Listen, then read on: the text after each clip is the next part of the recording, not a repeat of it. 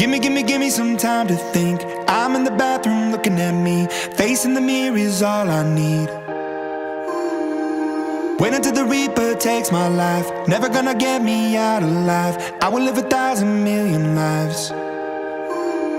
My patience is waning. Is this entertaining? Our patience is waning. Is this entertaining?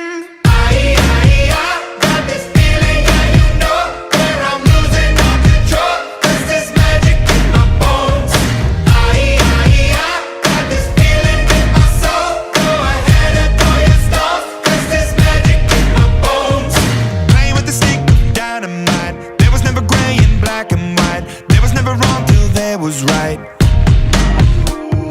Feeling like a bullet hurtling, seeing all the vultures circling, burning in the flames I'm working in, turning in the bed it's darkening. Our patience is waning. Is this entertaining? Our patience is waning. Is this entertaining?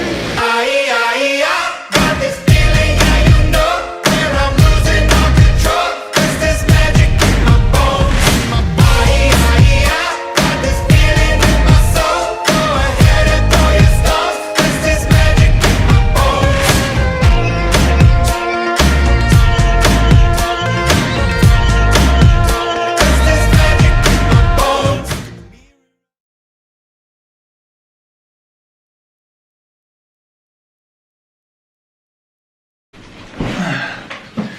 Donc on se retrouve aujourd'hui pour la création du posing libre. La compétition est dans 17 jours, j'ai jamais fait de posing moi-même, donc c'est un peu la cata. Donc là je viens de finir de faire les recherches donc, pour ma musique que j'ai trouvée hier. Pour ça, je conseille simplement tu te fais une playlist de posing. Je mettrai sûrement quelques musiques ici sur lesquelles j'ai hésité. Le plus important pour moi, ça va être la synchronisation des pauses et de la musique, parce qu'il y a j'ai assisté à des compétitions où les compétiteurs arrivaient, ils n'avaient jamais fait de posing et ça se voyait, c'était dégoûtant, donc j'ai pas envie. Donc les 3 étapes principales, c'est choisir la musique, la primordiale, choisir les pauses et puis choisir les transitions. Donc c'est comme ça que moi j'ai procédé. Donc j'ai été voir plusieurs compétiteurs que j'appréciais dans le monde du posing et j'ai pris des pauses, je me suis inspiré par-ci par-là. Donc il y avait Chris, il y avait Kylian Ortega, Umar, Kevin Lebron, Dorian Yates, Arnold. Enfin, il y en a d'autres, mais ça c'était les principaux. Donc j'ai juste pris les pauses et ça va être à moi de trouver les transitions.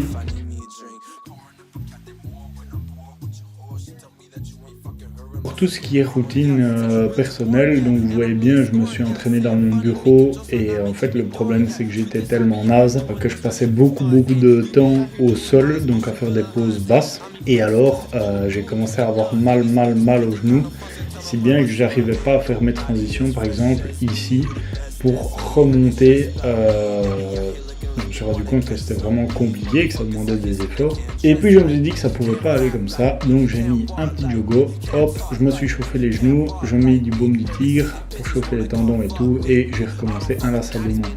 Donc on voit bien, ça c'était ma toute première séance de posing, j'avais fini le montage où j'avais choisi les pauses, mais il fallait que je trouve toutes les transitions. Donc à savoir qu'une transition, elle peut durer 1 seconde, mais elle peut aussi durer 5 secondes. Et parfois, la timeline que j'avais créée, elle n'était pas du tout en raccord. Donc c'est-à-dire que je passais des moments comme ça, à bugger, et à attendre qu'il se passe un truc dans ma tête pour trouver la transition en question. Une fois que tu as trouvé quelques transitions, tu recommences, tu trouves les autres, tu pratiques, et alors tu te mets ça dans la tête. Pour la routine, comme pour le posing à poser, il n'y a rien à faire, c'est que de la pratique, encore. Donc voilà, j'avais des heures et des heures de rush de vidéos de posing, mais j'ai gardé un petit peu, j'ai fait un petit montage condensé.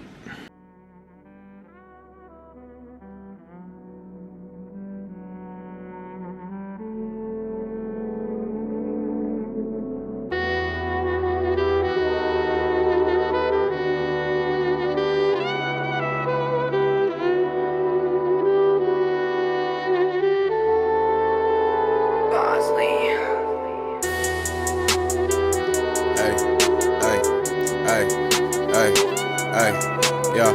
Baby, be my bubble gum. I can be so troublesome. I just wanna love you some. You don't gotta owe me none. Now I'm on the road, doing shows. That's just how it go. Taking off your clothes, let it show. Money never fold. You my rider till we die. You my angel in the sky. Blowing kisses like a blunt. Baby girl, I'm tryna stunt. You can be my number one. Won't you be my bubble gum? Donc à savoir que ici, je m'entraîne simplement à garder les pauses imposées. Donc, tu sais pas combien de temps le juge il va te demander de les tenir. Peut-être que c'est 1 seconde, mais peut-être que ça va être 10. Donc je faisais 10 secondes de pause et puis je changeais 10 secondes de pause. Et tu vas voir, si je t'ai jamais essayé, c'est très très éprouvant. Donc le but ici, c'est de pas non plus s'essouffler, c'est d'arriver à maintenir les pauses.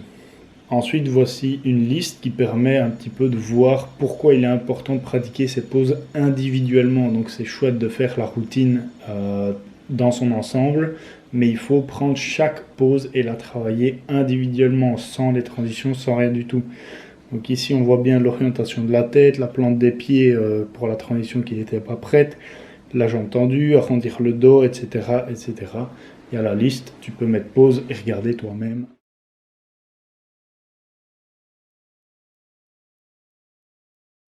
Il reste 9 jours avant la compète.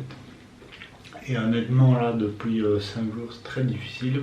J'ai fait une insomnie qui m'a donc empêché de dormir jusqu'à 2h30 du matin. Rien de fou en soi, ça m'a détruit mentalement. En fait, j'ai commencé à m'embrouiller avec beaucoup de gens.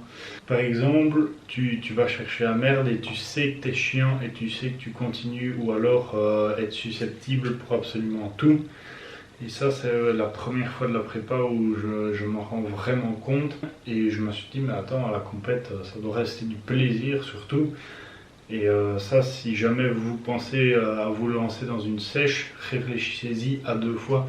Donc, je ferai une vidéo après la compétition sur le coût d'une compétition, le temps à y passer, etc. On fait pas une prépa à la légère. Il suffit pas de faire un peu de cardio et de faire une diète pour être réellement en prépa. C'est toute ta vie qui change. Donc soit j'ai fait attention, j'ai vraiment optimisé mon sommeil ces jours-ci, là ça va mieux. Et mentalement c'est dur dans le sens où c'est vrai que tu te dis ouais, je vois le bout, c'est fini, là c'est dans 9 jours que c'est la compétition. Et franchement je suis trop content parce que ça fait 3 mois et demi que je suis en sèche, un peu plus, et je vois le bout. Mais d'un autre côté, maintenant je suis à 35 grammes de riz à tous les repas, enfin 2 fois par jour, et c'est vraiment compliqué. Parfois quand je vois, donc je vis toujours chez mes grands-parents, vous avez reconnu la chambre, mais quand je vois qu'ils prennent des chips, quand je vois qu'ils prennent du chocolat, etc., putain, j'ai juste envie d'en bouffer, quoi. Donc ensuite, pour ce qui est de mon corps en lui-même, je remarque beaucoup de changements. Donc on a commencé à prendre un water cut. Donc c'est à base de pissenlit et je ne sais plus quoi. Et en fait, j'ai l'impression que je fais énormément de rétention d'eau à l'année. Parce que ma peau, en fait, qui était fort élastique, comme vous avez pu le voir dans les autres vidéos, fort élastique et fort épaisse, elle s'affine, et on n'a même pas encore commencé à jouer avec l'eau, justement, le sel ou quoi que ce soit. Donc j'espère que ça sera encore plus d'ici là. Évidemment, il reste 9 jours. Il va y avoir la décharge, il va y avoir le rebond glucidique, il va y avoir l'arrêt du sel et continuer ces trucs-là à base de pissenlit. Mon corps est très différent d'une fois à l'autre au quotidien, d'une heure à l'autre. Dans le sens où, par exemple, je ne suis pas allé m'entraîner, j'ai un pomme de fou furieux sur les pecs, le dos hier. Je vais un peu marcher après et 5 minutes après, littéralement, je n'avais plus aucun pump. J'étais juste tout plat. Et donc ça, par contre, c'est très dur psychologiquement parce que, outre le fait que je sais que j'ai conservé mon muscle, la sèche a été bien faite et que je pense pas avoir perdu des masses, je pense pas avoir perdu tout court. Là en permanence, quoi. Et je suis sûr que si je bouffe 3 cuillères de miel, bah, mes veines vont commencer à pop et tout, mais si tu le fais, bah, après tu dois les reperdre en termes de calories et enfin bref. Pour le moment, une de mes interrogations, c'est comment est-ce que ça va être mon rapport avec la nourriture après la compétition. Donc je dois faire une reverse diète. Ce qui veut dire que tu réaugmentes progressivement les calories et tout pour pas faire un gros choc. Évidemment, tu peux te faire des plaisirs, hein, c'est pas ça, mais que la majorité du temps, tu dois reprendre petit à petit une diète. Très bien retourner aux alentours de 85-87 kg max. Comme ça, je serai rempli, je serai plein, mais je resterai plus conditionné quand même. Que en fait, là, pour le moment, j'ai perdu 16 kg. Donc je me pèse demain pour aller au préparateur et 16 kg, c'était que du fat. Donc j'ai aussi appris que je passais mon TFE le 15. Je pars à la compétition la veille, donc le 16. Et ça, vraiment, ça me stresse un petit peu dans le sens où si je stresse, je vais faire de la rétention d'eau et c'est pas bon.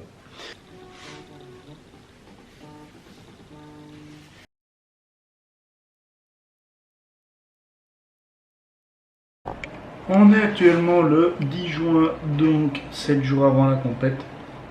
J'ai été voir le coach hier, on a regardé la routine qui est bonne, on a regardé les pauses, un peu les transitions, j'ai posé mes 2-3 dernières questions. Donc là j'ai le TAN et alors ça va être la plus grosse semaine vu qu'il n'y a quasi que des jours très bas en calories logiquement. Donc en fait il n'y a que ça. Donc décharge, ça veut dire que on enlève petit à petit les glucides pour que il ne reste plus rien. Donc entraînement, bien se pumper, bien vider les groupes musculaires tous. The pump. Let's say you train your biceps. Blood is rushing into your muscles. Bien vider tous les groupes musculaires jusqu'à mercredi. À partir de mercredi, c'est repos jusqu'à samedi. Et alors, il me reste donc aujourd'hui samedi et demain 1 heure de cardio à faire. Et après, plus de cardio. Donc, ça c'est magnifique. Putain, qu'est-ce que j'ai hâte de finir cette partie.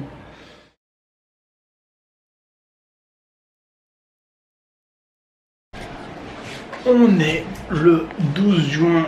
Demain, c'est coiffeur. Et c'est le premier jour où j'enlève le sel. Donc à savoir que les épices c'est une révélation, hein. Je pense que vous vous rendez pas compte, enfin ceux qui ont jamais fait ça, mais quand tu es un peu privé de sucre ou quoi, les épices, probablement je suis dans une phase cumin, paprika, mais ça te sauve en fait, tu découvres des saveurs via ça, de l'estragon, tu vois, c'est un truc de fou. Mais donc là on est lundi 12, je l'ai déjà dit. Il n'y a plus de sel et tout ce qui est stevia, les sauces zéro, édulcorants, les trucs à mettre dans le café, les goûts, etc. fini. Donc la stratégie ici, c'est quand on enlève le sel, c'est de virer la flotte. Donc l'eau qui se met entre ta peau et ton muscle et qui pourrait donner un aspect voilé. Donc ça fait une seule journée, mais je vois des veines que j'avais jamais vues durant ma séance. Donc j'ai un check-up chez mon préparateur mercredi, ça j'essaierai de le filmer. Donc semaine de décharge, jour que très bas et pas de sel. Au niveau de l'eau, il n'y a rien qui change, ça changera autour de la compétition, mais j'ai dû faire les courses aussi pour la recharge.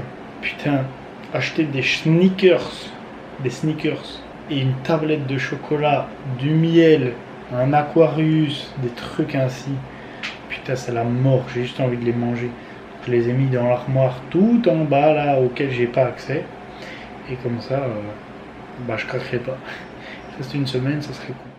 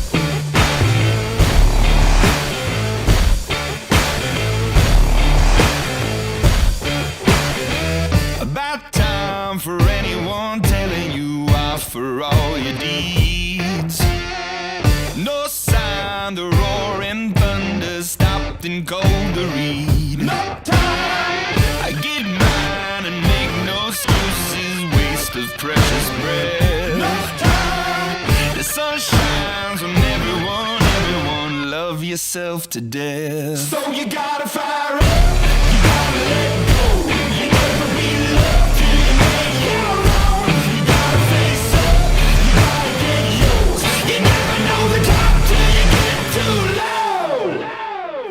Oh son of a, slip slider, oh son of a, I'm so sorry. On se retrouve maintenant au Cornetto Gym, qui est une salle que j'adore à Serein. Donc à savoir que la salle dispose d'une salle de posing, donc un lieu proprement dédié à ça avec des miroirs. C'est vraiment fort axé sur le bodybuilding et Baptiste, comme vous pouvez le voir, est en préparation pour une compétition de men's physique. Il n'y a pas de date et tout, j'annonce rien. Mais donc il a décidé de prendre des cours de posing et moi je n'ai pas ce savoir-là. Donc en tant que coach, j'ai décidé de faire appel à Johan, qui est mon ancien maître de stage, ami et très bon coach sportif selon moi. Et je sais que lui, il va pouvoir s'en occuper de manière correcte.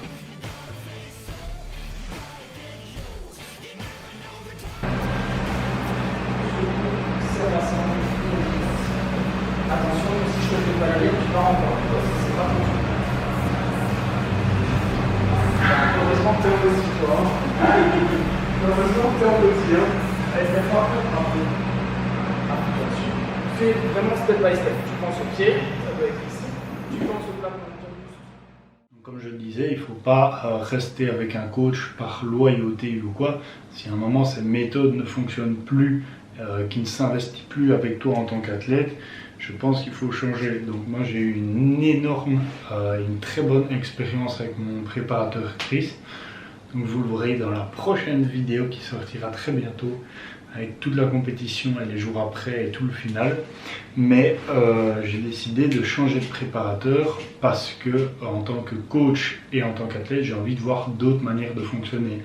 Comme ça, moi aussi, je pourrais m'en inspirer. La manière de parler, la manière dont se déroule la préparation, les plans alimentaires, etc. etc. Et c'est important de se faire sa propre expérience pour aller voir ailleurs. Moi, je suis coach. Si Baptiste se blesse, je ne suis pas médecin. Donc, si c'est un problème que je connais ou quoi, une tendinite, je vais l'aiguiller sur ce qu'il y a à faire. Et s'il me dit ouais, j'ai un mal au genou et que je ne sais pas je sais pas diagnostiquer le problème, je ne vais pas commencer à inventer des conneries. Non, tu l'envoies vers un médecin du sport qui est compétent dans ça et lui, il va décider du traitement adapté à sa pathologie, on va dire. Donc pour les cours de coaching, j'ai fait appel à Johan parce que c'est un très très bon coach selon moi. Il est toujours à la pointe de ce qui se fait en termes d'études scientifiques et surtout, il est passionné par ce qu'il fait. Et ça se voit sur les photos, ça se voit sur le montage que il y a de l'autodérision, l'ambiance est bonne, mais en même temps c'est du sérieux, c'est du travail. Et ça, je pense que pour Baptiste, c'était le meilleur cadre à avoir et que je ne peux pas lui offrir pour le posing en tout cas. Donc si tu es resté jusqu'ici, déjà merci beaucoup parce que ça fait vraiment plaisir, à savoir que j'avais des heures et des heures de rush. Donc j'avais, je pense, plus de 15 heures au total à dérocher. Et je sais pas si tu te rends compte, mais les 15 heures, j'ai dû les mater pour comprendre si c'était des plans à garder ou pas. Bref, ça fait beaucoup de travail, donc merci beaucoup d'être resté à la fin de la vidéo. N'hésite pas à m'envoyer un petit retour sur Insta ou quoi, simplement des petites choses à améliorer. Je sais que j'ai beaucoup à apprendre encore, surtout dans le domaine du montage. Ça me ferait plaisir, un petit like, un petit abonnement, hein, tu connais la chanson. On se retrouve prochainement dans la partie 2 du vlog, donc où tu verras la compétition, comment se déroule en elle-même, comment se déroule le avant, le après, avec qui j'ai été accompagné, la séance après le week-end, etc. C'était un week-end de fou furieux, j'ai vraiment trop hâte de vous partager ça. Donc ici j'ai décidé de scinder en deux, sinon vous seriez retrouvé avec un vlog de 1 heure. Et franchement, personne ne l'aurait regardé. J'aurais regardé Netflix aussi, t'inquiète. Eh ben écoute, je te dis à bientôt. Peace.